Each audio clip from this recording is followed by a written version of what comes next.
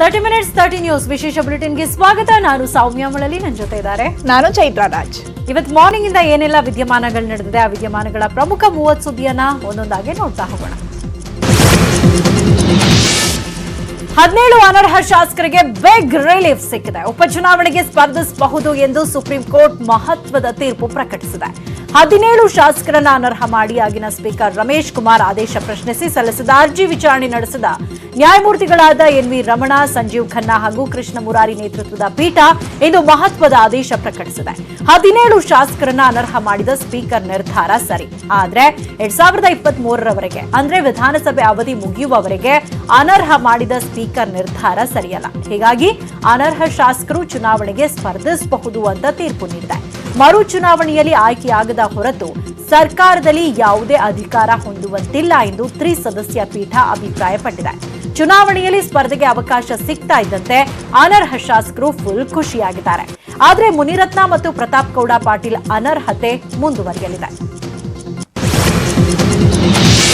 ಇನ್ನು ತೀರ್ಪು ಹೊರಬೀಳ್ತಿದ್ದಂತೆ ದೆಹಲಿಯಲ್ಲೇ ಠಿಕಾಣಿ ಹೂಡಿದ್ದ ಅನರ್ಹ ಶಾಸಕರು ಬಿಜೆಪಿ ರಾಷ್ಟ್ರೀಯ ಸಂಘಟನಾ ಪ್ರಧಾನ ಕಾರ್ಯದರ್ಶಿ ಬಿಎಲ್ ಸಂತೋಷ್ ನಿವಾಸದಲ್ಲಿ ಸಭೆ ಸೇರಿದ್ರು. ನಾಳೆಯೇ ಬಿಜೆಪಿ ಸೇರುವ ಬಗ್ಗೆ ಸಭೆಯಲ್ಲಿ ಅನರ್ಹ ಶಾಸಕರು ನಿರ್ಧರಿಸಿದ್ರು. ನಾಳೆ ಬೆಳಗ್ಗೆ 10:30ಕ್ಕೆ ಎಲ್ಲ 15 ಶಾಸಕರು ಬೆಂಗಳೂರಿನ ಬಿಜೆಪಿ ಕಚೇರಿಯಲ್ಲಿ ಕಮಲ ಹಿಡಿಯಲಿದ್ದಾರೆ. ಅನರ್ಹ ಶಾಸಕರಿಗೆ ಬಿಜೆಪಿ ಟಿಕೆಟ್ ಫಿಕ್ಸ್ ಆಗಿದೆ. ಇದೇ ವೇಳೆ ಮಾತನಾಡಿದ ಡಿಸಿಎಂ ಅಶ್ವಥ್ ನಾರಾಯಣ, ಎಲ್ರಿಗೂ ನಮ್ಮ ಪಕ್ಷಕ್ಕೆ ಸ್ವಾಗತ ಅಂತ ಹೇಳಿದ್ರು. ಇನ್ನು ಕ್ಷೇತ್ರದ ಅಭಿವೃದ್ಧಿ ದೃಷ್ಟಿಯಿಂದ ಪ್ರಧಾನಿ ಮತ್ತು ಸಿಎಂ ಬಿಎಸ್ವೈ ಅಭಿವೃದ್ಧಿ ಕಾರ್ಯಗಳನ್ನ ಮೆಚ್ಚಿ ನಾವು ಬಿಜೆಪಿ ಸೇರ್ತಿದ್ದೇವೆ ಅಂತ ಅನರ್ಹ ಶಾಸಕರು ಹೇಳಿದ್ದಾರೆ. ಅನರ್ಹರ ಪರ ತೀರ್ಪು ಬರ್ತಿದ್ದಂತೆ ಸಿಎಂ ಯಡಿಯೂರಪ್ಪ ಕೂಡ ಸಚಿವರ ಜೊತೆ ಸಭೆ ನಡೆಸಿ 17 ಮಂದಿಗೂ ಟಿಕೆಟ್ ಕೊಡುವ ಬಗ್ಗೆ ಚರ್ಚೆಯನ್ನ ಮಾಡಿದ್ದಾರೆ. ಸದ್ಯ ಬಿಜೆಪಿ ಕಚೇರಿಯಲ್ಲಿ ಪಕ್ಷದ ಕೋರ್ ಕಮಿಟಿ ಸಭೆ ನಡೀತಾ ಇದ್ದು, ಅನರ್ಹ ಶಾಸಕರಿಗೆ ಟಿಕೆಟ್ ಕೊಡುವ ಬಗ್ಗೆ ಚರ್ಚೆ ನಡೀತಾ ಇದೆ. ಇದೇ ಸಭೆಯಲ್ಲಿ ಅನರ್ಹ ಶಾಸಕರಿಗೆ ಟಿಕೆಟ್ ಕೊಡುವ ಬಗ್ಗೆ ಬಿಜೆಪಿ ಕೋರ್ ಕಮಿಟಿ ಸಭೆ ಅಂತಿಮ ತೀರ್ಮಾನ ಕೈಗೊಳ್ಳಲಿದೆ. ರಾಜ್ಯದಲ್ಲಿ ಪಕ್ಷಾಂತರ ಪರ್ವ ಜೋರಾಗಿದೆ. ಅನರ್ಹರು ನಾಳೆ ಬಿಜೆಪಿ ಸೇರ್ತಿದ್ರೆ ಬಿಜೆಪಿ ಮಾಜಿ ಶಾಸಕ ರಾಜು ಕಾಗೆ ಕಾಂಗ್ರೆಸ್ ಸೇರೋದಕ್ಕೆ ನಿರ್ಧರಿಸಿದ್ದಾರೆ. ಕಾಗವಾಡದಿಂದ ಕಾಂಗ್ರೆಸ್ ಅಭ್ಯರ್ಥಿಯಾಗಿ ಸ್ಪರ್ಧಿಸುತ್ತೇನೆ ಅಂತ ರಾಜು ಕಾಗೆ ಸ್ಪಷ್ಟಪಡಿಸಿದ್ದಾರೆ. ಈ ಹಿಂದೆ ಶ್ರೀಮಂತ್ ಪಾಟೀಲ್ ವಿರುದ್ಧ ಸ್ಪರ್ಧಿಸಿ ಸೋತಿದ್ರು ರಾಜು ಕಾಗೆ. ಈಗ ಶ್ರೀಮಂತ್ ಪಾಟೀಲ್ಗೆ ಬಿಜೆಪಿ ಕಾಗವಾಡ ಟಿಕೆಟ್ ನೀಡ್ತಾ ಇದ್ದು, ಇದು ರಾಜು ಕಾಗೆ ಆಕ್ರೋಶಕ್ಕೆ ಕಾರಣ ಆಗಿದೆ. ಇದು ಸಿದ್ದರಾಮಯ್ಯರನ್ನ ಭೇಟಿ ಮಾಡಿ ಮಾತನಾಡಿದ ಮಾಜಿ ಶಾಸಕ ರಾಜು ಕಾಗೆ, ದಿನೇಶ್ ಗುಂಡೂರಾವ್ ಬೆಂಗಳೂರಿನಲ್ಲಿ ಇದ್ದಿದ್ರೆ ಹಿಂದೆ ಕಾಂಗ್ರೆಸ್ ಅನ್ನ ಸೇರ್ಪಡೆ ಆಗ್ತಾ ಇದೆ. ಆದ್ರೆ ದಿನೇಶ್ ಗುಂಡೂರಾವ್ ಬೆಂಗಳೂರಿನಲ್ಲಿ ಇಲ್ಲದ ಕಾರಣ ನಾಳೆ ಕಾಂಗ್ರೆಸ್ ಸೇರ್ತಾ ಇದ್ದೇನೆ ಅಂತ ರಾಜು ಕಾಗೆ ಹೇಳಿದ್ದಾರೆ. ಇದಕ್ಕೂ ಮುನ್ನ ರಾಜು ಕಾಗೆ ಜೊತೆ ಬಿಜೆಪಿ ನಾಯಕ ಉಮೇಶ್ ಕತ್ತಿ ಸಮಾಲೋಚನೆ ನಡೆಸಿದ್ರು. ಪಕ್ಷ ಬಿಡದಂತೆ ಮನವಿ ಮಾಡಿದ್ರು. ಆದ್ರೆ ಬಿಜೆಪಿ ನಾಯಕರ ಮನವೊಲಿಕೆಗೆ ಕಾಗೆ ಬಗ್ಗಿಲ್ಲ. ನಾಳೆ ಕಾಂಗ್ರೆಸ್ ಸೇರೋದಕ್ಕೆ ನಿರ್ಧರಿಸಿದ್ದಾರೆ. ಒಂದೆಡೆ ರಾಜು ಕಾಗೆ ಕಾಂಗ್ರೆಸ್ ಸೇರ್ತಿದ್ರೆ, ಹೊಸಕೋಟೆಯಲ್ಲಿ ಶರತ್ ಬಚ್ಚೇಗೌಡ ಬಂಡಾಯ ಹೇಳ್ತಿದ್ದಾರೆ. ನಾಳೆ ಸ್ವತಂತ್ರ ಅಭ್ಯರ್ಥಿಯಾಗಿ ನಾಮಪತ್ರ ಸಲ್ಲಿಸಲು ತಯಾರಿ ನಡೆಸಿದ್ದಾರೆ. ಎಂಟಿಬಿ ನಾಗರಾಜ್ಗೆ ಬಿಜೆಪಿ ಟಿಕೆಟ್ ನೀಡುವುದು ಪಕ್ಕಾ ಆಗಿರೋದ್ರಿಂದ ಶರತ್ ಬಂಡಾಯ ಎದ್ದಿದ್ದಾರೆ. ಈ ಹಿಂದಿನ ಚುನಾವಣೆಯಲ್ಲಿ ಎಂಟಿಬಿ ವಿರುದ್ಧ ಸ್ಪರ್ಧಿಸಿ ಸೋತಿದ್ರು ಶರತ್ ಬಚ್ಚೇಗೌಡ. ಉಪಚುನಾವಣೆಯಲ್ಲಿ ಹೊಸಕೋಟೆ ಟಿಕೆಟ್ ಆಕಾಂಕ್ಷಿಯಾಗಿದ್ರು. ಆದ್ರೆ ಟಿಕೆಟ್ ಸಿಗಲ್ಲ ಅನ್ನೋದು ಪಕ್ಕಾ ಆಗ್ತಿದ್ದಂತೆ ಶರತ್ ಪಕ್ಷೇತರ ಅಭ್ಯರ್ಥಿಯಾಗಿ ಕಣಕ್ಕಿಳಿತಾ ಇದ್ದಾರೆ. ಇನ್ನ ಶರತ್ ಬಚ್ಚೇಗೌಡ ಮನವೊಲಿಕೆಗೆ ಸಿಎಂ ಯತ್ನಿಸಿದ್ರೂ ಕೂಡ ಸಾಧ್ಯವಾಗಿಲ್ಲ. ಶರತ್ ಬಚ್ಚೇಗೌಡ ಬಗ್ಗೆ ಪ್ರಶ್ನೆ ಮಾಡಿದ್ದಕ್ಕೆ ಸಿಎಂ ಫುಲ್ ಗರಂ ಆಗಿದ್ದಾರೆ. ನಮ್ಮ ಜೊತೆಗಿದ್ದವರ ಬಗ್ಗೆ ಮಾತ್ರ ಪ್ರತಿಕ್ರಿಯೆಯನ್ನ ನೀಡ್ತೇನೆ ಅನ್ನೋ ಮೂಲಕ ಪರೋಕ್ಷವಾಗಿ ಅಸಮಾಧಾನ ಹೊರಹಾಕಿದ್ರು. ಇನ್ನ ಬಂಡಾಯಗಾರರ ವಿರುದ್ಧ ಕ್ರಮ ಕೈಗೊಳ್ಳೋದಾಗಿ ಸಚಿವ ಅಶೋಕ್ ಎಚ್ಚರಿಕೆ ನೀಡಿದ್ದಾರೆ. ನಾಳೆ 1:30ಕ್ಕೆ ಪಕ್ಷೇತರ ಅಭ್ಯರ್ಥಿಯಾಗಿ ನಾಮಪತ್ರ ಸಲ್ಲಿಸ್ತೀನಿ ಎಂದು ಶರತ್ ಬಚ್ಚೇಗೌಡ ಮಾಧ್ಯಮಗಳಿಗೆ ತಿಳಿಸಿದ್ದಾರೆ. ಅನರ್ಹರ ಬಗ್ಗೆ ಸುಪ್ರೀಂ ಕೋರ್ಟ್ ನೀಡಿದ ಆದೇಶವನ್ನು ಸ್ವಾಗತಿಸುವುದಾಗಿ ಸಿಎಂ ಯಡಿಯೂರಪ್ಪ ಹೇಳಿದ್ದಾರೆ. ಸುಪ್ರೀಂ ತೀರ್ಪಿನ ಬಳಿಕ ಮಾತನಾಡಿದ ಬಿಎಸ್ವೈ 17ಕ್ಕೆ 17 ಸೀಟು ಗೆಲ್ಲಲು ಪ್ರಯತ್ನಿಸ್ತಾ ಇದ್ದೇವೆ. ಅನರ್ಹ ಶಾಸಕರನ್ನ ಗೆಲ್ಲಿಸಲು ಎಲ್ಲಾ ರೀತಿಯಿಂದ ಪ್ರಯತ್ನಿಸುತ್ತೇವೆ ಅಂತ ಹೇಳಿದರು. ನಾಳೆಯಿಂದ ಎಲ್ಲೆಡೆ ಪ್ರಚಾರ ಆರಂಭವಾಗಿದೆ. ಪ್ರತಿ ಕ್ಷೇತ್ರಕ್ಕೂ ಸಚಿವರನ್ನ ಉಸ್ತುವಾರಿಯನ್ನಾಗಿ ನೇಮಿಸುತ್ತೇವೆ ಅಂತ ಹೇಳಿದರು. ಇನ್ನು ಗೃಹ ಸಚಿವ ಬಸವರಾಜ ಬೊಮ್ಮಾಯಿ ಮಾತನಾಡಿ, ಶಾಸಕರ ಸ್ಪರ್ಧೆಗೆ ಅವಕಾಶ ಸಿಕ್ಕಿದೆ. ಇದು ಅನರ್ಹ ಶಾಸಕರಿಗೆ ದೊರೆತ ಜಯ. ಈ ಮೂಲಕ ಕಾಂಗ್ರೆಸ್ ಷಡ್ಯಂತ್ರ ವಿಫಲ ಆಗಿದೆ ಅಂತ ಹೇಳಿದರು. ಇನ್ನು ಎಲ್ಲಾ ಕ್ಷೇತ್ರಗಳಲ್ಲೂ ಬಿಜೆಪಿ ಗೆಲ್ಲಲಿದೆ ಎಂದು ಹೇಳಿಕೆ ನೀಡಿದರು. ಬಿಜೆಪಿ ರಾಜ್ಯಾಧ್ಯಕ್ಷ ನಳಿನ್ ಕುಮಾರ್ ಕಟೀಲ್ ಮಾತನಾಡಿ, ಸುಪ್ರೀಂ ತೀರ್ಪನ್ನ ಸ್ವಾಗತಿಸುತ್ತೇವೆ. ಮುಂದಿನ ನಡೆ ಬಗ್ಗೆ ಸಿಎಂ ಜೊತೆ ಚರ್ಚಿಸಿ ನಿರ್ಧರಿಸುವುದಾಗಿ ತಿಳಿಸಿದರು. ಇದೇ ವೇಳೆ ರಾಜು ಕಾಗೆ, ಶರತ್ ಬಚ್ಚೇಗೌಡ ಬಗ್ಗೆಯೂ ತೀರ್ಮಾನ ಮಾಡುವುದಾಗಿ ತಿಳಿಸಿದರು. ಅನರ್ಹ ಶಾಸಕರ ಬಗ್ಗೆ ಸುಪ್ರೀಂ ಕೋರ್ಟ್ ನೀಡಿರುವ ತೀರ್ಪನ್ನು ಕಾಂಗ್ರೆಸ್ ನಾಯಕರು ಸ್ವಾಗತ ಮಾಡಿದ್ದಾರೆ. ಇದು ಐತಿಹಾಸಿಕ ತೀರ್ಪು ಎಂದು ಸಿದ್ದರಾಮಯ್ಯ ಪ್ರತಿಕ್ರಿಯಿಸಿದ್ದು, ರಮೇಶ್ ಕುಮಾರ್ ಜೊತೆ ದೂರವಾಣಿ ಚರ್ಚೆ ನಡೆಸಿ ಅಭಿನಂದನೆ ಸಲ್ಲಿಸಿದ್ರು. ಬೈ ಎಲೆಕ್ಷನ್ ನಲ್ಲಿ ಅನರ್ಹರು ಸೋಲ್ತಾರೆ, ಈ ಮೂಲಕ ರಾಜ್ಯ ಸರ್ಕಾರ ಬೀಳುತ್ತೆ ಎಂದ್ರು. ಕೋರ್ಟ್ ಅವಕಾಶ ಕೊಟ್ಟರೂ ಜನ ಸೋಲಿಸ್ತಾರೆ. ಮಹಾರಾಷ್ಟ್ರದಲ್ಲಿ ರೆಬಲ್ಗಳಿಗೇನಾಯ್ತು, ಅದೇ ಮಾದರಿಯಲ್ಲಿ ಇಲ್ಲೂ ಕೂಡ ಅನರ್ಹರು ಸೋಲ್ತಾರೆ ಅಂತ ಬೆಂಗಳೂರಿನಲ್ಲಿ ಮಾಜಿ ಸಿಎಂ ಸಿದ್ದರಾಮಯ್ಯ ಹೇಳಿಕೆಯನ್ನ ಕೊಟ್ಟಿದ್ದಾರೆ. ಇನ್ನು ಕೆಪಿಸಿಸಿ ಅಧ್ಯಕ್ಷ ದಿನೇಶ್ ಗುಂಡೂರಾವ್ ಮಾತನಾಡಿ, ತೀರ್ಪನ್ನ ನಾವು ಸ್ವಾಗತಿಸುತ್ತೇವೆ. ಈ ಮೂಲಕ ಅನರ್ಹ ಶಾಸಕರು ಸರ್ಕಾರ ಬೀಳಿಸಲು ಷಡ್ಯಂತ್ರ ಮಾಡಿದ್ದು ಗೊತ್ತಾಗಿದೆ ಅಂತ ಹೇಳಿದ್ರು. ಇನ್ನು ಕೆಪಿಸಿಸಿ ಕಾರ್ಯಾಧ್ಯಕ್ಷ ಈಶ್ವರ್ ಖಂಡ್ರೆ, ರಾಜ್ಯ ಸರ್ಕಾರಕ್ಕೆ ನೈತಿಕತೆ ಇಲ್ಲ, ಕರ್ನಾಟಕದಲ್ಲಿ ಕುದುರೆ ವ್ಯಾಪಾರದಿಂದ ಸರ್ಕಾರ ರಚನೆಯಾಗಿದೆ, ಸರ್ಕಾರ ನೈತಿಕ ಹೊಣೆ ಹೊತ್ತು ರಾಜೀನಾಮೆ ನೀಡಬೇಕು ಅಂತ ಹೇಳಿಕೆಯನ್ನ ನೀಡಿದ್ರು. ಸುಪ್ರೀಂ ಕೋರ್ಟ್ ತೀರ್ಪಿಗೆ ಜೆಡಿಎಸ್ ನಾಯಕರು ವಿಭಿನ್ನ ಹೇಳಿಕೆ ನೀಡಿದ್ದಾರೆ. ಜೆಡಿಎಸ್ ವರಿಷ್ಠ ಎಚ್.ಡಿ. ದೇವೇಗೌಡ ತೀರ್ಪನ್ನು ಸ್ವಾಗತಿಸಿದ್ದು, ಈ ತೀರ್ಪಿನಿಂದ ರಾಜ್ಯ ಬಿಜೆಪಿ ಸರ್ಕಾರಕ್ಕೆ ಯಾವುದೇ ತೊಂದರೆ ಆಗುವುದಿಲ್ಲ. 3.5 ವರ್ಷ ಬಿಎಸ್ವೈ ಸಿಎಂ ಆಗಿಯೇ ಇರ್ತಾರೆ. ಇನ್ನು ಯಡಿಯೂರಪ್ಪರೇ ಸಿಎಂ, ಸಿದ್ದರಾಮಯ್ಯ ವಿಪಕ್ಷ ನಾಯಕ ಆಗಿರ್ತಾರೆ. ತೀರ್ಪಿನಿಂದ ಯಾವುದೇ ಬದಲಾವಣೆ ಆಗೋದಿಲ್ಲ ಅಂತ ಹೇಳಿದ್ರು. ಕಾಂಗ್ರೆಸ್ ಹಾಗೂ ಬಿಜೆಪಿ 17ಕ್ಕೆ 17 ಕ್ಷೇತ್ರ ಗೆದ್ರು. ಇವರು ಇಲ್ಲೇ, ಅವರು ಅಲ್ಲೇ. ಇನ್ನು 3.5 ವರ್ಷ ಜೆಡಿಎಸ್ಗೆ ಪಕ್ಷ ಕಟ್ಟೋದಷ್ಟೇ ನನ್ನ ಕೆಲಸ ಅಂತ ಹೇಳಿದ್ರು. ಬೈ ಎಲೆಕ್ಷನ್ಗೆ ಅಭ್ಯರ್ಥಿ ಹಾಕೋ ಬಗ್ಗೆ ಎಚ್ಡಿಕೆ ಜೊತೆ ಚರ್ಚಿಸಿ ತೀರ್ಮಾನ ಮಾಡುವುದಾಗಿ ತಿಳಿಸಿದ್ರು. ಇನ್ನು ಜೆಡಿಎಸ್ ಸೆಕ್ಯುಲರ್ ಅಲ್ಲ ಎಂಬ ಸಿದ್ದರಾಮಯ್ಯ ಹೇಳಿಕೆಗೆ ದೇವೇಗೌಡರು ಗುಡುಗಿದ್ರು. ದೇವೇಗೌಡರು ಹೀಗೆ ಹೇಳಿದ್ರೆ ಮಾಜಿ ಸಿಎಂ ಎಚ್ಡಿಕೆ ಸುಪ್ರೀಂ ತೀರ್ಪಿನ ಬಗ್ಗೆ ಬೇಸರ ವ್ಯಕ್ತಪಡಿಸಿದ್ರು.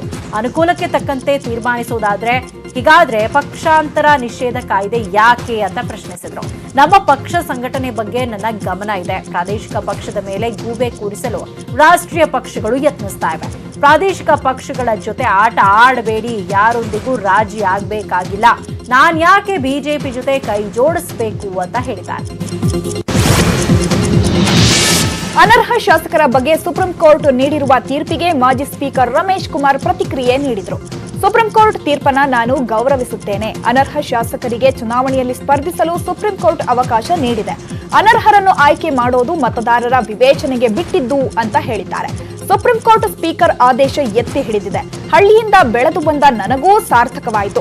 ನಾನು ಎಲ್ಲಿ ತಪ್ಪು ಮಾಡಿದ್ನೋ, ನನ್ನ ಜನ ಎಲ್ಲಿ ನನ್ನ ಮೇಲೆ ಬೇರೆ ಅಭಿಪ್ರಾಯ ಪಡ್ತಾರೋ ಅಂದ್ಕೊಂಡಿದ್ದೆ. ಸುಪ್ರೀಂ ಕೋರ್ಟ್ನ ತೀರ್ಪು ಅಧ್ಯಕ್ಷ ಪೀಠದ ಗೌರವ ಕಾಪಾಡಿದೆ. ಈ ಮೂಲಕ ಸಂವಿಧಾನಕ್ಕೂ ಮಾನ್ಯತೆ ಸಿಕ್ಕಿದೆ ಅಂತ ಹೇಳಿದ್ರು. ತೀರ್ಪಿನಿಂದ ನನಗೆ ಸಂತೋಷವಾಗಿದೆ, ನನಗೆ ದುಃಖವೂ ಆಗಿಲ್ಲ. ನನ್ನ ಆತ್ಮಸಾಕ್ಷಿ ತುಂಬಾ ಗಟ್ಟಿ ಇದೆ. ನಾನು ಯಾರಿಗೂ ಮಣಿಯಲ್ಲ ಅಂತ ಹೇಳಿದ್ದಾರೆ.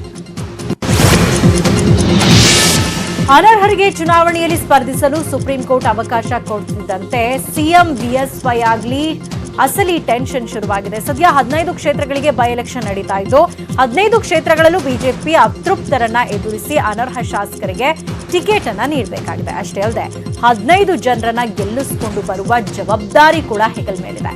ಸರ್ಕಾರ ಉಳಿಯಲು ಕನಿಷ್ಠ 7 ಜನರನ್ನ ಗೆಲ್ಲಿಸಬೇಕಾಗಿದ್ದು, ಗೆದ್ದ ಶಾಸಕರಿಗೆ ಸಚಿವ ಸ್ಥಾನ ನೀಡುವ ತಲೆಬಿಸಿ ಸಹ ಸಿಎಂ ಯಡಿಯೂರಪ್ಪ ಮೇಲಿದೆ. ಇದಾದ್ಮೇಲೆ ಸಚಿವ ಸಂಪುಟ ವಿಸ್ತರಣೆಯೂ ಅಷ್ಟು ಸುಲಭವಾಗಿಲ್ಲ. ಖಾತೆ ಹಂಚಿಕೆಯಲ್ಲಿ ಸಮಾಧಾನ ಅಸಮಾಧಾನ ಭುಗಿಲೇಳೋ ಸಾಧ್ಯತೆ ಇದೆ. ಈ ಎಲ್ಲಾ ಸವಾಲನ್ನ ಸಿಎಂ ಯಡಿಯೂರಪ್ಪ ಮೆಟ್ಟಿ ನಿಲ್ತಾರಾ ಎಂಬ ಪ್ರಶ್ನೆ ಎಲ್ಲರನ್ನ ಕಾಡ್ತಾ ಇದೆ. ಅನರ್ಹ ಶಾಸಕರು ಚುನಾವಣೆಗೆ ಸ್ಪರ್ಧಿಸಲು ಸುಪ್ರೀಂ ಕೋರ್ಟ್ ಅವಕಾಶ ಕೊಡುತ್ತಿದ್ದಂತೆ ಅನರ್ಹರ ತವರಿನಲ್ಲಿ ಸಂಭ್ರಮಾಚರಣೆ ಮನೆ ಮಾಡಿತು. ಸುಪ್ರೀಂ ಕೋರ್ಟ್ನಲ್ಲಿ ಅನರ್ಹ ಶಾಸಕ ಡಾಕ್ಟರ್ ಮಹೇಶ್ ಕುಮಟಳ್ಳಿ ಸ್ವಕ್ಷೇತ್ರ ಅಥಣಿಯಲ್ಲಿ ಬೆಂಬಲಿಗರ ಸಂಭ್ರಮಾಚರಣೆ ಮಾಡಿದ್ರು. ಈ ವೇಳೆ ಮಾತನಾಡಿದ ಅನರ್ಹ ಶಾಸಕನ ಸಹೋದರ ಪ್ರಕಾಶ್, ಡಿಸಿಎಂ ಲಕ್ಷ್ಮಣ ಸವದಿ ನಮ್ಮನ್ನು ಬೆಂಬಲಿಸುವ ವಿಶ್ವಾಸವಿದೆ. ಅಣ್ಣ ಬಂದ ಮೇಲೆ ಈ ಬಗ್ಗೆ ಹೆಚ್ಚಿನ ಮಾಹಿತಿ ತಿಳಿಯಲಿದೆ ಅಂತ ಹೇಳಿದ್ರು. ಇನ್ನು ಮಂಡ್ಯದ ಕೆಆರ್ಪೇಟೆಯಲ್ಲೂ ಕೂಡ ಕಾರ್ಯಕರ್ತರು ಸಂಭ್ರಮಾಚರಣೆ ಮಾಡಿದ್ರು. ಮನೆಯಲ್ಲಿ ಟಿವಿ ನೋಡುತ್ತಾ ಬೆಂಬಲಿಗರು ಸಂಭ್ರಮ ಪಟ್ಟರು. ಉತ್ತರ ಕನ್ನಡದ ಯಲ್ಲಾಪುರದಲ್ಲಿ ಶಿವರಾಮ್ ಹೆಬ್ಬಾರ್ ಕುಟುಂಬಸ್ಥರು ಮತ್ತು ಬೆಂಬಲಿಗರಿಂದ ಹರ್ಷೋದ್ಗಾರ ವ್ಯಕ್ತಪಡಿಸಿದ್ರು. ಚುನಾವಣೆ ಸ್ಪರ್ಧೆಗೆ ಅವಕಾಶ ಮಾಡಿಕೊಟ್ರೆ ಸಾಕಾಗಿತ್ತು, ಅದು ಈಡೇರಿದೆ ಅಂತ ಹೆಬ್ಬಾರ್ ಕುಟುಂಬಸ್ಥರು ತಿಳಿಸಿದ್ರು. ಇದಕ್ಕೂ ಮುಂಚೆ ಅನರ್ಹ ಶಾಸಕರ ಬೆಂಬಲಿಗರು ತೀರ್ಪು ನಮ್ಮ ಪರ ಬರಲಿ ಅಂತ ದೇವಸ್ಥಾನಗಳಲ್ಲಿ ವಿಶೇಷ ಪೂಜೆಯನ್ನ ನಡೆಸಿದ್ದಾರೆ. ಹುಣಸೂರು ಬೈ ಎಲೆಕ್ಷನ್ ನಲ್ಲಿ ಜೆಡಿಎಸ್ ಅಭ್ಯರ್ಥಿ ಫೈನಲ್ ಆಗಿದೆ ಅಂತ ಹೇಳಲಾಗ್ತಾ ಇದೆ. ಕೊನೆಗೂ ಸ್ಥಳೀಯರಿಗೆ ಜೆಡಿಎಸ್ ಪಕ್ಷ ಮಣೆ ಹಾಕಿದೆ ಎನ್ನಲಾಗಿದ್ದು, ಸ್ಥಳೀಯ ಮುಖಂಡ ಹುಣಸೂರಿನ ಸೋಮಶೇಖರ್ ದೇವರಹಳ್ಳಿ ಫೈನಲ್ ಆಗಿದ್ದಾರೆ ಅಂತ ಹೇಳಲಾಗ್ತಾ ಇದೆ. ಈ ಬಗ್ಗೆ ಜೆಡಿಎಸ್ ನಾಯಕರು ಅಧಿಕೃತ ಘೋಷಣೆ ಮಾಡುವುದಷ್ಟೇ ಬಾಕಿ ಇದೆ. ಸೋಮಶೇಖರ್ ದೇವರಹಳ್ಳಿ ಸ್ಥಳೀಯ ಜೆಡಿಎಸ್ ಮುಖಂಡರಾಗಿದ್ದು 15 ವರ್ಷಗಳಿಂದ ಜೆಡಿಎಸ್ ಪಕ್ಷದಲ್ಲಿ ಸಕ್ರಿಯ ಕಾರ್ಯಕರ್ತ ಅಂತ ಹೇಳಲಾಗ್ತಾ ಇದೆ. ಸ್ಥಳೀಯವಾಗಿ ಪಕ್ಷ ಸಂಘಟನೆಯಲ್ಲಿ ಮುಂಚೂಣಿಯಲ್ಲಿರುವ ಮುಖಂಡ ಎನ್ನಲಾಗಿದ್ದು, ರಿಯಲ್ ಎಸ್ಟೇಟ್ ಕ್ಲಾಸ್ 1 ಕಾಂಟ್ರಾಕ್ಟರ್ ಆಗಿ ಕೆಲಸ ಮಾಡ್ತಾ ಇದ್ದಾರೆ. ಇನ್ನು ಹುಣಸೂರಿನಲ್ಲಿ ಕಾಂಗ್ರೆಸ್ ಅಭ್ಯರ್ಥಿಯಾಗಿ ಎಚ್ಪಿ ಮಂಜುನಾಥ್ ನಾಮಪತ್ರ ಸಲ್ಲಿಸಿದ್ರು. ಬಳಿಕ ವಿಶ್ವನಾಥ್ ವಿರುದ್ಧ ಹರಿಹಾಯ್ದ ಮಂಜುನಾಥ್ ಚುನಾವಣೆಯಲ್ಲಿ ತಕ್ಕ ಪಾಠ ಕಲಿಸ್ತಾರೆ ಅಂತ ಹೇಳಿದ್ರು. ಇನ್ನು ಬಿಜೆಪಿಯಿಂದ ಅನರ್ಹ ಶಾಸಕ ಎಚ್ ವಿಶ್ವನಾಥ್ ಟಿಕೆಟ್ ಪಡೆಯುವ ಸಾಧ್ಯತೆ ಇದೆ ಅಂತ ಹೇಳಲಾಗ್ತಾ ಇದೆ. ಇನ್ನು ಬಿಜೆಪಿ ಟಿಕೆಟ್ ಮೇಲೆ ಮಾಜಿ ಸಚಿವ ಯೋಗೇಶ್ವರ್ ಸಹ ಕಣ್ಣಿಟ್ಟಿದ್ದಾರೆ. ಪಕ್ಷೇತರ ಅಭ್ಯರ್ಥಿಯಾಗಿ ಇಂದು ಪಿಎಸ್ ಯಡಿಯೂರಪ್ಪ ಅವರು ಕೂಡ ನಾಮಪತ್ರವನ್ನ ಸಲ್ಲಿಕೆ ಮಾಡಿದ್ರು. ಡಿಕೆ ಶಿವಕುಮಾರ್ ಆಪ್ತೆ ಕಾಂಗ್ರೆಸ್ ಶಾಸಕಿ ಲಕ್ಷ್ಮೀ ಹೆಬ್ಬಾಳ್ಕರ್ ಇಂದು ಸಿಎಂ ಯಡಿಯೂರಪ್ಪರನ್ನ ಭೇಟಿ ಮಾಡಿದ್ದಾರೆ. ಅನರ್ಹ ಶಾಸಕರ ಪ್ರಕರಣದಲ್ಲಿ ಇವತ್ತು ಸುಪ್ರೀಂ ಕೋರ್ಟ್ ತೀರ್ಪು ಹೊರಬಂದ ಬೆನ್ನಲ್ಲೇ ಈ ಬೆಳವಣಿಗೆಯಾಗಿದೆ. ಲಕ್ಷ್ಮೀ ಹೆಬ್ಬಾಳ್ಕರ್ ಜೊತೆ ಮಾಜಿ ಸಚಿವ ಮೋಟಮ್ಮ ಅವರ ಮಗಳು ನಯನಾ ಕೂಡ ಬಿಎಸ್ವೈ ಅವರನ್ನ ಭೇಟಿಯಾಗಿರುವುದು ತುಂಬಾ ಕುತೂಹಲವನ್ನ ಕೆರಳಿಸಿದೆ. ಕಾಂಗ್ರೆಸ್ ಶಾಸಕಿ ಲಕ್ಷ್ಮೀ ಹೆಬ್ಬಾಳ್ಕರ್ ಅವರು ಮುಖ್ಯಮಂತ್ರಿಯನ್ನ ಭೇಟಿಯಾಗಲು ಕಾರಣ ಏನು ಅನ್ನೋದು ಸ್ಪಷ್ಟವಿಲ್ಲ. ಆದರೆ ಕ್ಷೇತ್ರಕ್ಕೆ ಅನುದಾನ ಕೇಳಲು ಸಿಎಂ ಯಡಿಯೂರಪ್ಪರನ್ನ ಭೇಟಿಯಾದ್ರು ಅಂತ ಹೇಳಲಾಗ್ತಿದೆ. ರಾಜ್ಯ ರಾಜಧಾನಿಯಲ್ಲಿ ಕನ್ನಡವನ್ನ ಕಡೆಗಣಿಸಲಾಗ್ತಾ ಇದೆ. ಕನ್ನಡ ಉಳಿವಿಗಾಗಿ ಶ್ರಮಿಸಬೇಕಾಗಿರುವ ವಿದ್ಯಾಸಂಸ್ಥೆಗಳೇ ಕನ್ನಡ ಕಲಿಕೆಯಿಂದ ಮಕ್ಕಳನ್ನ ದೂರ ಮಾಡಿದೆ. ಬೆಂಗಳೂರಿನ 44 ಶಾಲೆಗಳಲ್ಲಿ ಕನ್ನಡವನ್ನೇ ಕಲಿಸ್ತಾ ಇಲ್ಲ. ಕನ್ನಡಕ್ಕೆ ಪ್ರಾಮುಖ್ಯತೆ ನೀಡದ 44 ಶಾಲೆಗಳಿಗೆ ಪ್ರಾಥಮಿಕ ಶಿಕ್ಷಣ ಸಚಿವ ಸುರೇಶ್ ಕುಮಾರ್ ಭೇಟಿ ನೀಡಿ ಎಚ್ಚರಿಕೆ ನೀಡಿದ್ದಾರೆ. ಈ ಶಾಲೆಗಳಿಗೆ ನವೆಂಬರ್ 20ರಂದು ನೋಟಿಸ್ ನೀಡಲು ಚಿಂತನೆ ನಡೆಸಲಾಗಿದೆ. ಬೆಂಗಳೂರಿನ ಸರ್ವ ಶಿಕ್ಷಣ ಅಭಿಯಾನ ಕಚೇರಿಯಲ್ಲಿ ಶಿಕ್ಷಣ ಇಲಾಖೆ ಕನ್ನಡ ಅಭಿವೃದ್ಧಿ ಪ್ರಾಧಿಕಾರದ ಸಭೆ ನಡೆಸಿ ಖಾಸಗಿ ಶಾಲೆಗಳಲ್ಲಿ ಕನ್ನಡ ಕಡ್ಡಾಯ ಬಗ್ಗೆ, ಕನ್ನಡ ಕಲಿಸದ ಶಾಲೆಗಳ ಮಾನ್ಯತೆ ರದ್ದು ಬಗ್ಗೆ ಚರ್ಚಿಸಲಾಗಿದೆ. ಕೇವಲ 4 ಶಾಲೆಗಳಲ್ಲಿ ಕನ್ನಡ ಕಲಿಸ್ತಾ ಇಲ್ಲ ಎಂದು ಡಿಡಿಪಿಐಗಳು ಸುಳ್ಳು ಮಾಹಿತಿ ನೀಡಿರುವುದು ತಿಳಿದು ಬಂದಿದೆ. ಕನ್ನಡ ಅಭಿವೃದ್ಧಿ ಪ್ರಾಧಿಕಾರದ ಅಧ್ಯಕ್ಷ ಟಿಎಸ್ ನಾಗಾಭರಣ 44 ಶಾಲೆಗಳ ಪಟ್ಟಿಯನ್ನ ನೀಡಿದ್ದಾರೆ. ಸಭೆ ನಂತರ ಮಾತನಾಡಿದ ಶಿಕ್ಷಣ ಸಚಿವ ಸುರೇಶ್ ಕುಮಾರ್, 2017ರಲ್ಲಿ ಕನ್ನಡ ಕಲಿಕಾ ಕಾಯ್ದೆ ಜಾರಿಗೆ ಬಂದಿತ್ತು. ಎಲ್ಲಾ ಶಾಲೆಗಳಲ್ಲಿ ಕನ್ನಡ ಭಾಷೆಯನ್ನ ಪ್ರಥಮ ಅಥವಾ ದ್ವಿತೀಯ ಭಾಷೆಯನ್ನಾಗಿ ಕಲಿಸಬೇಕೆಂಬುದು ಕಾಯ್ದೆಯ ಧ್ಯೇಯೋದ್ದೇಶವಾಗಿತ್ತು. 90% ಶಾಲೆಗಳಲ್ಲಿ ಕನ್ನಡ ಭಾಷೆಯನ್ನ ಸಿಬಿಎಸ್ಇ, ಐಸಿಐಸಿ ಶಾಲೆಗಳಲ್ಲಿ ಬಳಕೆ ಮಾಡಲಾಗ್ತಾ ಇಲ್ಲ. ಮಾನ್ಯತೆ ರದ್ದು ಮಾಡುವ ನೋಟಿಸ್ ಜಾರಿ ಮಾಡುವ ಬಗ್ಗೆ ಚಿಂತನೆ ಮಾಡಲಾಗಿದೆ ಅಂತ ಸಚಿವರು ತಿಳಿಸಿದ್ದಾರೆ. ದಕ್ಷಿಣ ಕನ್ನಡ ಜಿಲ್ಲೆಯಾದ್ಯಂತ ಹೆಚ್ಚಿನ ಕಡೆಗಳಲ್ಲಿ ಕೆಂಪು ಕಲ್ಲಿನ ಗಣಿಗಾರಿಕೆ ಅವ್ಯಾಹತವಾಗಿ ನಡೀತಾ ಇದೆ. ಬಂಟ್ವಾಳ ತಾಲೂಕಿನ ಮುಡಿಪು, ಇರಾ, ಕಂಚಿನಬುದ್ದಪು, ಮೂಡಬಿದರೆಯ ಹೊಸಂಗಡಿ ಮೊದಲಾದ ಭಾಗಗಳಲ್ಲಿ ಕೆಂಪು ಗಣಿಗಾರಿಕೆಯು ಅತ್ಯಂತ ಹೆಚ್ಚಿನ ಪ್ರಮಾಣದಲ್ಲಿ ನಡೀತಾ ಇದೆ. ಖಾಸಗಿ ಜಮೀನಿನ ಜೊತೆಗೆ 10 ಪಟ್ಟು ಸರ್ಕಾರಿ ಜಮೀನಲ್ಲೂ ಅಕ್ರಮವಾಗಿ ಕೆಂಪು ಕಲ್ಲಿನ ಕೋರೆ ನಡೆಸಲಾಗ್ತಾ ಇದ್ದು, ಅಧಿಕಾರಿಗಳು ಕ್ರಮ ಕೈಗೊಳ್ಳದೆ ಕಣ್ಮುಚ್ಚಿ ಕುಳಿತಿದ್ದಾರೆ. ರಸ್ತೆಯ ಅಕ್ಕಪಕ್ಕದಲ್ಲಿ ಇರುವ ಜಮೀನಿನಲ್ಲಿ ವಸತಿ ಪ್ರದೇಶಗಳಿರುವ ಜಾಗದಲ್ಲಿ ಕಲ್ಲಿನ ಕೋರೆಗಳನ್ನು ನಿರ್ಮಿಸಲಾಗ್ತಾ ಇದ್ದು, ಗಣಿಗಾರಿಕೆ ಬಳಿಕ ಆ ಜಾಗದಲ್ಲಿ ಗುಂಡಿಗಳನ್ನ ಹಾಗೆಯೇ ಬಿಟ್ಟು ಹೋಗಲಾಗ್ತಾ ಇದೆ. ಹೀಗೆ ಮಳೆಗಾಲದ ಸಂದರ್ಭದಲ್ಲಿ ಈ ಗುಂಡಿಗಳಲ್ಲಿ ಹೆಚ್ಚಿನ ಪ್ರಮಾಣದ ನೀರು ಸಂಗ್ರಹವಾಗ್ತಾ ಇದ್ದು, ಈ ನೀರಿನಲ್ಲಿ ಮಕ್ಕಳು ಆಟ ಆಡೋದು ಸಾಮಾನ್ಯವಾಗಿ ಹೋಗಿದೆ. ಹೀಗೆ ಸಂಗ್ರಹವಾದ ನೀರಿನಲ್ಲಿ ಆಟವಾಡಲು ತೆರಳಿದ 10ಕ್ಕೂ ಮಿಕ್ಕಿದ ಪುಟಾಣಿಗಳು ದಾರುಣವಾಗಿ ಸಾವನ್ನಪ್ಪಿದ್ದಾರೆ. ಈ ಪಟ್ಟಿಗೆ ಇದೀಗ ಮತ್ತೆ 2 ಹೆಸರು ಸೇರ್ಪಡೆಯಾಗಿದ್ದು, ಮಂಜೇಶ್ವರ ನಿವಾಸಿ ಸೈಯದ್ ಸುಬ್ರಾನ್ ಮತ್ತು ಅಭಿಷೇಕ್ ಗುಂಡಿಗೆ ಬಿದ್ದು ಸಾವನ್ನಪ್ಪಿದ್ದಾರೆ. ಇಷ್ಟೆಲ್ಲ ನಡೆದರೂ ಅಧಿಕಾರಿಗಳು ಮಾತ್ರ ಇದ್ಯಾವುದರ ಪರಿವೇ ಇಲ್ಲದೆ ವರ್ತಿಸ್ತಾ ಇದ್ದಾರೆ. ಸಚಿವ ಮಾಧುಸ್ವಾಮಿ ತವರಿನಲ್ಲಿ ಬೋರ್ಡ್ ರಾದ್ಧಾಂತ ಶುರುವಾಗಿದೆ. ಅನುಮತಿ ಪಡೆಯದೆ ಬೋರ್ಡ್ ಹಾಕಿದ್ರು ಎಂದು ತೆರವು ಮಾಡಲು ಮುಂದಾದಾಗ ಪ್ರಕರಣಕ್ಕೆ ಜಾತಿ ಬಣ್ಣ ನೀಡಲಾಗಿದೆ. ಹುಳಿಯಾರು ಪಟ್ಟಣದಲ್ಲಿ ಕನಕದಾಸ ಸರ್ಕಲ್ ಎಂದು ಬೋರ್ಡ್ ಹಾಕಲಾಗಿತ್ತು. ಆದರೆ ಅನುಮತಿ ಪಡೆದಿಲ್ಲ ಎಂದು ಪಟ್ಟಣ ಪಂಚಾಯಿತಿ ಸಿಬ್ಬಂದಿಗಳು ಬೋರ್ಡ್ ತೆರವು ಮಾಡಲು ಮುಂದಾದಾಗ ಕುರುಬ ಸಮುದಾಯದ ಮುಖಂಡರು ಆಕ್ಷೇಪ ವ್ಯಕ್ತಪಡಿಸಿದ್ದಾರೆ. ಇನ್ನು ಸ್ಥಳಕ್ಕೆ ತಹಸೀಲ್ದಾರ್ ತೇಜಸ್ವಿನಿ ಸಹ ಭೇಟಿ ನೀಡಿ ಪರಿಸ್ಥಿತಿ ತಿಳಿಗೊಳಿಸುವುದಕ್ಕೆ ಯತ್ನಿಸಿದ್ರು. ಸದ್ಯ ಹುಳಿಯಾರು ಪಟ್ಟಣದಲ್ಲಿ ಆತಂಕದ ವಾತಾವರಣ ಮನೆ ಮಾಡಿದ್ದು, ಪೊಲೀಸರು ಮುಂಜಾಗ್ರತಾ ಕ್ರಮವಾಗಿ 144 ಸೆಕ್ಷನ್ ಜಾರಿ ಮಾಡಿದ್ದಾರೆ. 2 ಸಮುದಾಯಗಳ ನಡುವೆ ಗಲಾಟೆ ನಡೆಯುವ ಸಾಧ್ಯತೆ ಹಿನ್ನೆಲೆಯಲ್ಲಿ ಸೆಕ್ಷನ್ 144 ಜಾರಿ ಮಾಡಲಾಗಿದೆ. ಕಲಬುರಗಿ ವಿಮಾನ ನಿಲ್ದಾಣದಿಂದ ಲೋಹದ ಹಕ್ಕಿ ಹಾರಾಟಕ್ಕೆ ಮುಹೂರ್ತ ಫಿಕ್ಸ್ ಆಗಿದೆ. ನವೆಂಬರ್ 22ರಿಂದಲೇ ನಾಗರಿಕ ವಿಮಾನಯಾನ ಸೇವೆ ಆರಂಭಗೊಳ್ಳಲಿದೆ. ಕಲಬುರಗಿ ಬೆಂಗಳೂರು ನಡುವೆ ಸ್ಟಾರ್ ಏರ್ಸ್ನಿಂದ ವಾರಕ್ಕೆ 3 ದಿನ ವಿಮಾನ ಹಾರಾಟ ಆರಂಭಿಸುವುದಾಗಿ ಪ್ರಕಟಿಸಿದ್ದು, ಟಿಕೆಟ್ ಬುಕಿಂಗ್ ಆರಂಭಗೊಂಡಿದೆ. ಮುಂದಿನ ದಿನಗಳಲ್ಲಿ ವಾರದ 7 ದಿನ ವಿಮಾನ ಸೇವೆ ನೀಡೋದಾಗಿ ತಿಳಿಸಿದೆ. ಸ್ಟಾರ್ ಏರ್ಸ್ ನಿರ್ಧಾರ ಪ್ರಕಟಿಸುತ್ತಿದ್ದಂತೆಯೇ ಕಲಬುರಗಿಯ ಜನ ಉತ್ಸಾಹದಿಂದ ಮುಂಗಡ ಬುಕಿಂಗ್ ಆರಂಭಿಸಿದ್ದಾರೆ. ಪ್ರಧಾನಿ ಮೋದಿ ಅವರಿಂದಲೇ ವಿಮಾನ ನಿಲ್ದಾಣ ಉದ್ಘಾಟಿಸಬೇಕೆಂಬ ಉದ್ದೇಶದಿಂದ ನಾಗರಿಕ ವಿಮಾನಯಾನ ಸೇವೆ ವಿಳಂಬವಾಗಿತ್ತು. ಆದರೆ ಈ ತಿಂಗಳಲ್ಲಿ ಪ್ರಧಾನಿ ಮೋದಿ ಬರೋ ಸಾಧ್ಯತೆಗಳು ಕಡಿಮೆ ಇರುವ ಹಿನ್ನೆಲೆಯಲ್ಲಿ ವಿಮಾನ ಹಾರಾಟ ಆರಂಭಿಸಲು ತೀರ್ಮಾನಿಸಲಾಗಿದೆ. ಮೊದಲ ಹಂತದಲ್ಲಿ ವಿಮಾನ ಸೇವೆ ನೀಡಲು ಸ್ಟಾರ್ ಏರ್ಸ್ ಮುಂದಾಗಿರುವುದಕ್ಕೆ ಸಂಸದ ಉಮೇಶ್ ಜಾಧವ್ ಕೃತಜ್ಞತೆ ಸಲ್ಲಿಸಿದ್ದಾರೆ. ನವೆಂಬರ್ 22ರಂದು ನಾಗರಿಕ ವಿಮಾನಯಾನ ಸೇವೆ ಆರಂಭಗೊಳ್ಳುವುದು ಖಚಿತವಾಗಿದೆ. ನೀವು ಬ್ಲಾಕ್ ಬಸ್ಟರ್ ಮೂವಿ ಬಾಹುಬಲಿ ಚಿತ್ರದಲ್ಲಿ ಬಲ್ಲಾಳ ದೇವ ಹೋರಿಯನ್ನ ಸದೆ ಬಡಿಯೋ ದೃಶ್ಯ ನೋಡಿ ಥ್ರಿಲ್ ಆಗಿರ್ತೀರಾ. ಅದೇ ರೀತಿ ರಿಯಲ್ ಆಗಿ ಹಾವೇರಿಯಲ್ಲೊಂದು ಸೂಪರ್ ಥ್ರಿಲ್ಲಿಂಗ್ ಸನ್ನಿವೇಶ ನಡೆದಿದೆ. ಹಾವೇರಿ ಜಿಲ್ಲೆಯ ಬಸಾಪುರ ಗ್ರಾಮದಲ್ಲಿ ನಿನ್ನೆ ಸಂಜೆ ಯುವಕನೊಬ್ಬ ಹೋರಿಯನ್ನ ಬರೀ ಕೈನಲ್ಲಿ ಹಿಡಿದು ಸುದ್ದಿಯಾಗಿದ್ದಾನೆ.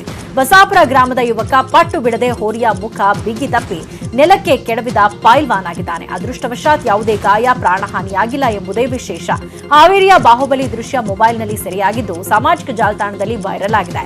ಕೊಬ್ಬಿದ ಹೋರಿಯನ್ನ ಬಾಹುಬಲಿಯಲ್ಲಿ ಬರುವ ರೋಚಕ ದೃಶ್ಯದಂತೆ ಹಿಡಿದ ಯುವಕನನ್ನ ಜನ ನಿಜವಾದ ಬಾಹುಬಲಿ ಅಂತ ಬಿರುದು ಕೊಟ್ಟಿದ್ದಾರೆ.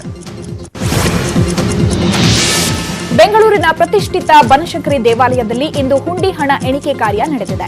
ಇವತ್ತು ಬೆಳಗ್ಗೆ 10 ಗಂಟೆಗೆ ಆರಂಭವಾದ ಹುಂಡಿ ಎಣಿಕೆ ಕಾರ್ಯ ಮಧ್ಯಾಹ್ನ 3:30 ಸುಮಾರಿಗೆ ಮುಕ್ತಾಯವಾಗಿದೆ. 22 ದಿನದಲ್ಲಿ ಸಂಗ್ರಹಣೆಯಾಗಿದ್ದ ಹುಂಡಿ ಹಣವನ್ನ ಮುಜರಾಯಿ ಇಲಾಖೆ ಅಧಿಕಾರಿಗಳ ಸಮ್ಮುಖದಲ್ಲಿ ಎಣಿಕೆ ಮಾಡಲಾಯಿತು. ಜನವರಿಯಲ್ಲಿ ಜಾತ್ರೆ ಇರೋ ಹಿನ್ನೆಲೆ ಹುಂಡಿ ಓಪನ್ ಮಾಡಲಾಗಿದ್ದು ಒಟ್ಟಾರೆ 30,90,077 ರೂಪಾಯಿ ಹುಂಡಿಯಲ್ಲಿತ್ತು. ಬನಶಂಕರಿಯಲ್ಲಿರುವ ಬನಶಂಕರಿಯಮ್ಮ ದೇವಿಗೆ ಪ್ರತಿ ಶುಕ್ರವಾರ ವಿಶೇಷ ಪೂಜೆ ನೆರವೇರುತ್ತೆ. ಪ್ರತಿ ಶುಕ್ರವಾರ ಸಾವಿರಾರು ಭಕ್ತರು ಪೂಜೆಯಲ್ಲಿ ಪಾಲ್ಗೊಳ್ತಾರೆ. ಹೀಗಾಗಿ ದೇಗುಲದ ಹುಂಡಿಗೆ ಕೋಟ್ಯಾಂತರ ರೂಪಾಯಿ ಹರಿದು ಬರುತ್ತೆ. ಇನ್ನು ವಿಶೇಷ ಅಂದ್ರೆ ಇದೇ ಹುಂಡಿಯಲ್ಲಿ ಲವ್ ಲೆಟರ್ ಒಂದು ಪತಿಯಾಗಿದೆ. ಶ್ರೀನಿವಾಸ್ ಎಂಬ ಯುವಕನಿಗೆ ಯುವತಿಯೊಬ್ಬಳು ಪ್ರೇಮ ಪತ್ರ ಬರೆದಿದ್ದಾಳೆ. ಆ ಪ್ರೇಮ ಪತ್ರವನ್ನ ಬನಶಂಕರಿ ದೇವಸ್ಥಾನದ ಹುಂಡಿಯಲ್ಲಿ ಹಾಕಿದ್ದಾಳೆ. ಯುವತಿ ಬರೆದಿದ್ದ 4 ಪುಟಗಳ ಲವ್ ಲೆಟರ್ ಇವತ್ತು ಹುಂಡಿ ಓಪನ್ ಮಾಡಿದಾಗ ಪತ್ತೆಯಾಗಿದೆ. ಸುಪ್ರೀಂ ಕೋರ್ಟ್ ಹಾಗೂ ಮುಖ್ಯ ನ್ಯಾಯಮೂರ್ತಿಗಳ ಕಚೇರಿ ಮಾಹಿತಿ ಹಕ್ಕು ಕಾಯ್ದೆ ವ್ಯಾಪ್ತಿಗೆ ಒಳಪಡುತ್ತದೆ ಎಂದು ಸುಪ್ರೀಂ ಕೋರ್ಟ್ ಐತಿಹಾಸಿಕ ತೀರ್ಪು ಪ್ರಕಟಿಸಿದೆ. ಮುಖ್ಯ ನ್ಯಾಯಮೂರ್ತಿ ರಂಜನ್ ಗೊಗೊಯ್ ನೇತೃತ್ವದ ನ್ಯಾಯಮೂರ್ತಿಗಳಾದ ರಮಣ, ಚಂದ್ರಚೂಡ್, ದೀಪಕ್ ಗುಪ್ತಾ, ಸಂಜೀವ್ ಖನ್ನಾ ನೇತೃತ್ವದ ಸಂವಿಧಾನ ಪೀಠದಿಂದ ತೀರ್ಪು ಪ್ರಕಟವಾಗಿದೆ. ಈ ಮೂಲಕ ಅಯೋಧ್ಯೆ ತೀರ್ಪಿನ ಬಳಿಕ ರಂಜನ್ ಗೊಗೊಯ್ ನಿವೃತ್ತಿಗೂ ಮುನ್ನ ಮತ್ತೊಂದು ಮಹತ್ವದ ತೀರ್ಪು ಪ್ರಕಟಿಸಿದ್ದಾರೆ. ಪಾರದರ್ಶಕತೆಯಿಂದ ನ್ಯಾಯಾಂಗದ ಸ್ವಾತಂತ್ರ್ಯ ಹಾಳಾಗುವುದಿಲ್ಲ, ಖಾಸಗಿ ಹಕ್ಕು ಮತ್ತು ಮಾಹಿತಿ ಹಕ್ಕು ಜೊತೆಯಾಗಿ ಸಾಗಬೇಕು ಎಂದು ತೀರ್ಪಿನಲ್ಲಿ ಉಲ್ಲೇಖಿಸಿದ್ದಾರೆ. ಇನ್ನು ಶಬರಿಮಲೆ ದೇವಾಲಯಕ್ಕೆ ಮಹಿಳೆಯರ ಪ್ರವೇಶ ಸಂಬಂಧ ಸಲ್ಲಿಸಿದ ಮರುಪರಿಶೀಲನೆ ಅರ್ಜಿ ಬಗ್ಗೆ ಸುಪ್ರೀಂ ಕೋರ್ಟ್ ನಾಳೆ ತೀರ್ಪು ಪ್ರಕಟ ಮಾಡಲಿದೆ. ಮೇ 10ರಂದು ಸುಪ್ರೀಂ ಕೋರ್ಟ್ ಈ ತೀರ್ಪನ್ನು ಕಾಯ್ದಿರಿಸಿತ್ತು. ನಾಳಿನ ತೀರ್ಪು ಹಿನ್ನೆಲೆಯಲ್ಲಿ ಕೇರಳದಾದ್ಯಂತ ಭಾರೀ ಕಟ್ಟೆಚ್ಚರ ಕೈಗೊಳ್ಳಲಾಗಿದೆ. ಬಿಬಿಎಂಪಿ ಇತಿಹಾಸದಲ್ಲೇ ಕ್ರಾಂತಿಕಾರಿ ಎನಿಸುವಂತಹ ನಿರ್ಧಾರವನ್ನ ಕೈಗೊಳ್ಳಲು ಮುಂದಾಗಿದೆ. ಕೋರ್ಟ್ ಆದೇಶದ ಬೆನ್ನಲ್ಲೇ ಬಿಬಿಎಂಪಿ ಮಹತ್ವದ ನಿರ್ಧಾರ ತೆಗೆದುಕೊಳ್ಳಲಾಗುತ್ತಿದೆ. ಜಾಹೀರಾತು ಮುಕ್ತ ನಗರವಾಗಿಸುವತ್ತ ಬಿಬಿಎಂಪಿಯ ಮಹತ್ವದ ಹೆಜ್ಜೆ ಇಟ್ಟಿದೆ. ಬಿಬಿಎಂಪಿ ಮೇಯರ್, ಕಮಿಷನರ್ ಸಹಭಾಗಿತ್ವದಲ್ಲಿ ಕ್ರಾಂತಿಕಾರಿ ನಿರ್ಧಾರ ಕೈಗೊಳ್ಳಲಾಗ್ತಾ ಇದೆ. ಜಾಹೀರಾತಿನ ನಾಮೋ ನಿಶಾನ್ ಇಲ್ಲದಂತೆ ಮಾಡಲು ಗಂಭೀರ ಚಿಂತನೆ ನಡೆಸುತ್ತಿದೆ. ಹೋರ್ಡಿಂಗ್ಸ್ಗಳ ಕಳೆಬರವನ್ನೇ ನಾಶಗೊಳಿಸಲು ಚಿಂತನೆ ನಡೆದಿದೆ. ಬೆಂಗಳೂರಲ್ಲಿ ಸುಮಾರು 7,000ಕ್ಕೂ ಅಧಿಕ ಬೃಹತ್ ಕಬ್ಬಿಣದ ಸ್ಟ್ರಕ್ಚರ್ಗಳಿವೆ. ಇವು ತುಕ್ಕು ಹಿಡಿದು ಅಪಾಯದ ಮುನ್ಸೂಚನೆಯನ್ನ ನೀಡ್ತಾ ಇವೆ. ಇದರಿಂದ ಎಚ್ಚೆತ್ತುಕೊಂಡ ಬಿಬಿಎಂಪಿ ಬೃಹತ್ ಕಬ್ಬಿಣದ ಕಳೆಬರಗಳನ್ನ ತೆರವು ಮಾಡಲು ಅಧಿಕಾರಿಗಳಿಗೆ ಕಟ್ಟಪ್ಪಣೆ ನೀಡಲಾಗಿದೆ. ಹೀಗಾಗಿ ಕಮಿಷನರ್ ನಿರ್ಧಾರದಿಂದ ಹೋರ್ಡಿಂಗ್ಸ್ ಮಾಲೀಕರು ಕಂಗಾಲಾಗಿದ್ದಾರೆ. ಬಿಬಿಎಂಪಿ ಈ ನಿರ್ಧಾರದಿಂದ ಸಿಲಿಕಾನ್ ಸಿಟಿ ಜಾಹೀರಾತು ಮುಕ್ತ ನಗರವಾಗಲಿದೆ ಅನ್ನೋದು ಸಾರ್ವಜನಿಕರ ಅಭಿಪ್ರಾಯವಾಗಿದೆ. ಕೇಂದ್ರ ಸರ್ಕಾರದ ನೀತಿ ವಿರೋಧಿಸಿ ಕಾಂಗ್ರೆಸ್ ಬೃಹತ್ ಪ್ರತಿಭಟನೆ ನಡೆಸಿದೆ. ಕೆಪಿಸಿಸಿ ಅಧ್ಯಕ್ಷ ದಿನೇಶ್ ಗುಂಡೂರಾವ್ ನೇತೃತ್ವದಲ್ಲಿ ರಾಯಚೂರಿನ ಕಾಂಗ್ರೆಸ್ ಕಚೇರಿಯಿಂದ ಡಿಸಿ ಕಚೇರಿವರೆಗೂ ಕಾಂಗ್ರೆಸ್ ಕಾರ್ಯಕರ್ತರು ಮೆರವಣಿಗೆಯನ್ನು ನಡೆಸಿದ್ದಾರೆ. ಪ್ರಧಾನಿ ನರೇಂದ್ರ ಮೋದಿ ಅಣುಕು ಶವಯಾತ್ರೆ ಮಾಡಿ ಕೇಂದ್ರ ಸರ್ಕಾರದ ವಿರುದ್ಧ ಘೋಷಣೆ ಕೂಗಿದ್ದಾರೆ. ಕೇಂದ್ರ ಸರ್ಕಾರದ ವೈಫಲ್ಯ, ಆರ್ಥಿಕ ಬಿಕ್ಕಟ್ಟು, ನಿರುದ್ಯೋಗ ಸಮಸ್ಯೆ, ಬೆಲೆ ಏರಿಕೆ ಖಂಡಿಸಿ ಕೇಂದ್ರ ಸರ್ಕಾರದ ವಿರುದ್ಧ ಕಿಡಿಕಾರಿದ್ರು. ಇನ್ನೊಂದೆಡೆ ಬಾಗಲಕೋಟೆಯಲ್ಲಿ ಜಿಲ್ಲಾ ಕಾಂಗ್ರೆಸ್ ಪಕ್ಷ ನವನಗರದ ತಹಶೀಲ್ದಾರ್ ಕಚೇರಿಯಿಂದ ಜಿಲ್ಲಾಡಳಿತ ಭವನದವರೆಗೆ ಪ್ರತಿಭಟನಾ ಮೆರವಣಿಗೆ ಮಾಡಿ ಕೇಂದ್ರ ಸರ್ಕಾರದ ವಿರುದ್ಧ ಧಿಕ್ಕಾರ ಕೂಗಿದ್ರು. ದೆಹಲಿಯ ವಾಯು ಮಾಲಿನ್ಯ ಮಟ್ಟ ಗರಿಷ್ಠ ಮಟ್ಟ ಮೀರಿದ್ದು ತುರ್ತು ಪರಿಸ್ಥಿತಿ ನಿರ್ಮಾಣವಾಗುವ ಸಾಧ್ಯತೆ ಇದೆ ಎಂದಾಗಿದೆ. ಇನ್ನು ಮಾಲಿನ್ಯ ನಿಯಂತ್ರಣ ಮಾಡಲು ಅಗತ್ಯ ಕ್ರಮ ಕೈಗೊಂಡಿರುವ ಸರ್ಕಾರ ಜಪಾನ್ ತಂತ್ರಜ್ಞಾನ ಬಳಸಿ ವಾಯು ಮಾಲಿನ್ಯ ನಿಯಂತ್ರಣಕ್ಕೆ ತರೋದಕ್ಕೆ ಮುಂದಾಗಿದೆ. ಮಾಲಿನ್ಯ ಮಟ್ಟ ಅಧಿಕವಾಗುವ ಪ್ರದೇಶದಲ್ಲಿ ಅಗ್ನಿಶಾಮಕ ದಳ ವಾಹನಗಳ ಮೂಲಕ ಆಗಸಕ್ಕೆ ನೀರು ಚಿಮ್ಮಿಸುವ ಕೆಲಸ ನಡೀತಾ ಇದೆ. ಬಿಸಿಲಿನ ತಾಪಮಾನ ಕಡಿಮೆಯಾಗುವ ಮೂಲಕ ಗಾಳಿಯ ವೇಗ ಕಡಿಮೆಯಾಗಲಿದೆ. ಈ ಮೂಲಕ ಗಾಳಿಗೆ ಸೇರುವುದನ್ನು ತಪ್ಪಿಸಲಾಗ್ತಾ ಇದೆ. ಮಹಾರಾಷ್ಟ್ರದಲ್ಲಿ ಬಿಜೆಪಿ ವಿರುದ್ಧ ಶಿವಸೇನೆ, ಕಾಂಗ್ರೆಸ್ ಸೇರಿ ಎನ್ಸಿಪಿ ಆಕ್ರೋಶ ವ್ಯಕ್ತಪಡಿಸಿವೆ. ರಾಷ್ಟ್ರಪತಿ ಆಳ್ವಿಕೆಗೆ ಇಷ್ಟೊಂದು ಆತುರ ಮಾಡುವ ಅವಶ್ಯಕತೆ ಏನಿತ್ತು ಅಂತ ಮಹಾರಾಷ್ಟ್ರ ಕಾಂಗ್ರೆಸ್ ಉಸ್ತುವಾರಿ ಮಲ್ಲಿಕಾರ್ಜುನ ಖರ್ಗೆ ಪ್ರಶ್ನೆ ಮಾಡಿದ್ದಾರೆ. ಇನ್ನು ಶಿವಸೇನೆ ನಾಯಕ ಅರವಿಂದ್ ಸಾವಂತ್ ಮಾತನಾಡಿ ಮಹಾರಾಷ್ಟ್ರದಲ್ಲಿ ಮುಂದಿನ ಸಿಎಂ ಶಿವಸೇನೆಯಿಂದಲೇ ಆಯ್ಕೆಯಾಗಲಿದ್ದಾರೆ. ಬಿಜೆಪಿ ನಾಯಕರು ಸಿದ್ಧಾಂತದ ಬಗ್ಗೆ ಮಾತನಾಡ್ತಾರೆ. ಜಮ್ಮು ಕಾಶ್ಮೀರದಲ್ಲಿ ಮೆಹಬೂಬಾ ಮುಫ್ತಿ ಜೊತೆ ಸರ್ಕಾರ ರಚನೆ ಮಾಡುವಾಗ ಇವರ ಐಡಿಯಾಲಜಿ ಏನಾಗಿತ್ತು ಅಂತ ತಿರುಗೇಟನ್ನ ಕೊಟ್ಟಿದ್ದಾರೆ. ದೆಹಲಿಯಲ್ಲಿ ಮತ್ತೆ ಜೆಎನ್ಯು ವಿದ್ಯಾರ್ಥಿಗಳ ಹೋರಾಟ ಜೋರಾಗಿದೆ. ಹಾಸ್ಟೆಲ್ ಫೀಸ್ ಏರಿಕೆಯನ್ನು ವಿರೋಧಿಸಿ ವಿದ್ಯಾರ್ಥಿಗಳು ಬೀದಿಗೆ ಇಳಿದಿದ್ದಾರೆ. ಯೂನಿವರ್ಸಿಟಿ ಆಡಳಿತ ಮಂಡಳಿ ಪ್ರತಿಭಟನೆಗೆ ಬೆದರಿ ಕ್ಯಾಂಪಸ್ನಿಂದ ಹೊರಗಡೆ ಸಭೆ ಮಾಡಿದ್ರೂ ಪ್ರತಿಭಟನಾಕಾರರು ಅಲ್ಲಿಗೆ ದೌಡಾಯಿಸಿ ಕೂಡಲೇ ನಿರ್ಧಾರ ಕೈಬಿಡುವಂತೆ ಒತ್ತಾಯ ಮಾಡಿದರು. ಆರ್ಎಸ್ಎಸ್ ಅಂಗಸಂಸ್ಥೆ ಆಗಿರುವ ಎಬಿವಿಪಿ ಕೂಡ ಹಾಸ್ಟೆಲ್ ಫೀಸ್ ಏರಿಕೆಯನ್ನು ವಿರೋಧಿಸಿ ಬೃಹತ್ ಪ್ರತಿಭಟನಾ ರ್ಯಾಲಿ ನಡೆಸಿತು. ಪ್ರಧಾನಿ ಮೋದಿ 2 ದಿನಗಳ ಬ್ರೆಜಿಲ್ ಪ್ರವಾಸ ಕೈಗೊಂಡಿದ್ದಾರೆ. 11ನೇ ಬ್ರಿಕ್ಸ್ ಶೃಂಗಸಭೆಯಲ್ಲಿ ಪಾಲ್ಗೊಳ್ಳಲು ಪ್ರಧಾನಿ ನರೇಂದ್ರ ಮೋದಿ ತೆರಳಿದ್ದಾರೆ. ಬ್ರೆಜಿಲ್ನಲ್ಲಿ 2 ದಿನಗಳ ಬ್ರಿಕ್ಸ್ ಶೃಂಗಸಭೆಯಲ್ಲಿ ಭಾರತವೂ ಸೇರಿದಂತೆ ಬ್ರೆಜಿಲ್, ರಷ್ಯಾ, ಚೀನಾ ಮತ್ತು ದಕ್ಷಿಣ ಆಫ್ರಿಕಾ ಭಾಗವಹಿಸಲಿದೆ.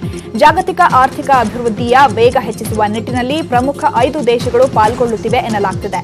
ಮೊದಲ ದಿನ ಪ್ರಧಾನಿ ಮೋದಿ ಬ್ರೆಜಿಲ್ ಜೊತೆ ದ್ವಿಪಕ್ಷೀಯ ಮಾತುಕತೆ ನಡೆಸಲಿದ್ದಾರೆ. ಶಿಕ್ಷಣ ತಜ್ಞೆ, ಲೋಕೋಪಕಾರಿ ಮತ್ತು ಉದ್ಯಮಿ ನೀತಾ ಅಂಬಾನಿ ಅವರನ್ನ ದಿ ಮೆಟ್ರೋಪಾಲಿಟನ್ ಮ್ಯೂಸಿಯಂ ಆಫ್ ಆರ್ಟ್ನ ಗೌರವ ಟ್ರಸ್ಟಿಯಾಗಿ ಆಯ್ಕೆ ಮಾಡಲಾಗಿದೆ. ಈ ಕುರಿತು ಮ್ಯೂಸಿಯಂ ಅಧ್ಯಕ್ಷ ಡೇನಿಯಲ್ ಬ್ರಾಡ್ಸ್ಕಿ ಮಾಹಿತಿ ನೀಡಿದ್ದಾರೆ. ನವೆಂಬರ್ 12ರ ಮಂಡಳಿಯ ಸಭೆಯಲ್ಲಿ ನೀತಾ ಅಂಬಾನಿ ಅವರ ಆಯ್ಕೆಯಾಗಿದೆ. ಈ ಗೌರವ ಪಡೆದ ಮೊದಲ ಭಾರತೀಯ ಎಂಬ ಹೆಗ್ಗಳಿಕೆಗೆ ನೀತಾ ಅಂಬಾನಿ ಪಾತ್ರರಾಗಿದ್ದಾರೆ. ಈ ಕುರಿತು ಮಾತನಾಡಿದ ಬ್ರಾಡ್ಸ್ಕಿ, ನೀತಾ ಅಂಬಾನಿ ಅವರ ಬದ್ಧತೆ ಮತ್ತು ಭಾರತದ ಕಲೆ ಸಂಸ್ಕೃತಿಯನ್ನ ಸಂರಕ್ಷಿಸುತ್ತಿರುವುದು ಮತ್ತು ಉತ್ತೇಜಿಸುತ್ತಿರುವುದು ನಿಜಕ್ಕೂ ಅಸಾಧಾರಣವಾಗಿದೆ. ಅವರ ಬೆಂಬಲ ಮ್ಯೂಸಿಯಂನ ಪ್ರಪಂಚದ ಮೂಲೆ ಮೂಲೆಯಿಂದ ಕಲೆ ಅಧ್ಯಯನ ಮತ್ತು ಪ್ರದರ್ಶಿಸುವ ಸಾಮರ್ಥ್ಯದ ಮೇಲೆ ಅಗಾಧ ಪರಿಣಾಮ ಬೀರುತ್ತದೆ. ನೀತಾ ಅಂಬಾನಿ ಅವರನ್ನ ಮಂಡಳಿಗೆ ಸ್ವಾಗತಿಸುವುದು ಸಂತೋಷದ ಸಂಗತಿ ಎಂದಿದ್ದಾರೆ. ಇನ್ನು ತಮ್ಮ ಆಯ್ಕೆ ಕುರಿತು ನೀತಾ ಅಂಬಾನಿ ಸಂತಸವನ್ನ ವ್ಯಕ್ತಪಡಿಸಿದ್ದಾರೆ. ರಾಜಲಕ್ಷ್ಮಿ ಸ್ಯಾಂಡಲ್ವುಡ್ನಲ್ಲಿ ತೆರೆಗೆ ಬರಲು ರೆಡಿಯಾಗಿರುವ ರೊಮ್ಯಾಂಟಿಕ್ ಆಕ್ಷನ್ ಸಿನಿಮಾ. ಕಾಂತರಾಜು ಚಿತ್ರಕ್ಕೆ ಆಕ್ಷನ್ ಕಟ್ ಹೇಳಿದ್ದು ನವೀನ್ ಹಾಗೂ ರಶ್ಮಿ ನಾಯಕ ನಾಯಕಿಯಾಗಿದ್ದಾರೆ. ಈಗಾಗಲೇ ಕಾಮಿಡಿ ಟ್ರೇಲರ್ ಮೂಲಕವೇ ಸ್ಯಾಂಡಲ್ವುಡ್ನಲ್ಲಿ ಕೊಂಚ ಮಟ್ಟಿಗೆ ಸದ್ದು ಮಾಡಿರುವ ಸಿನಿಮಾ ನಮ್ ಗಣಿ ಬಿಕಾಂ ಪಾಸ್. ಅಭಿಷೇಕ್ ಶೆಟ್ಟಿ ನಿರ್ದೇಶನದ ಜೊತೆಗೆ ತಾವೇ ಖುದ್ದು ನಾಯಕನಾಗಿ ಈ ಚಿತ್ರದಲ್ಲಿ ನಟಿಸಿದ್ದಾರೆ. ಅವರಿಗೆ ಐಶಾನಿ ಶೆಟ್ಟಿ ನಾಯಕಿಯಾಗಿದ್ದಾರೆ. ನಮ್ ಗಣಿ ಬಿಕಾಂ ಪಾಸ್ಗೆ ವಿಕಾಸ್ ವಸಿಷ್ಠ ಸಂಗೀತ ನಿರ್ದೇಶನವಿದ್ದು ಇತ್ತೀಚೆಗಷ್ಟೇ ಚಿತ್ರದ ಪ್ಯಾಥೋ ಸಾಂಗ್ ರಿಲೀಸ್ ಆಗಿದೆ. ಸ್ಯಾಂಡಲ್ವುಡ್ನಲ್ಲಿ ಈಗೀಗ ಹೊಸಬರ ಚಿತ್ರಗಳು ಹೆಚ್ಚಾಗಿ ಸಕ್ಸಸ್ ಕಾಣ್ತಾವೆ. ಅದೇ ಹಾದಿಯಲ್ಲಿ ಚಿತ್ರರಸಿಕರ ಮನ ಗೆಲ್ಲಲು ಮತ್ತೊಂದು ಹೊಸಬರ ತಂಡ ಛಾಯಾ ಎಂಬ ಚಿತ್ರದೊಂದಿಗೆ ಸಜ್ಜಾಗಿದೆ. ಈ ಚಿತ್ರದಲ್ಲಿ ಆನಂದ್ ಎಂಬ ನವನಟ ನಾಯಕನಾಗಿ ಎಂಟ್ರಿ ಕೊಡ್ತಾ ಇದ್ದಾರೆ. ತೆಲುಗು ನಟ ರಾಜಶೇಖರ್ ಕಾರ್ ನಿನ್ನೆ ಸಂಜೆ ಅಪಘಾತವಾಗಿದೆ. ಶೂಟಿಂಗ್ ಮುಗಿಸಿ ಮನೆಗೆ ಹೋಗುವಾಗ ಈ ಘಟನೆ ನಡೆದಿದ್ದು ರಾಜಶೇಖರ್ ಚಲಿಸುತ್ತಿದ್ದ ಕಾರು ನಜ್ಜುಗುಜ್ಜಾಗಿದೆ.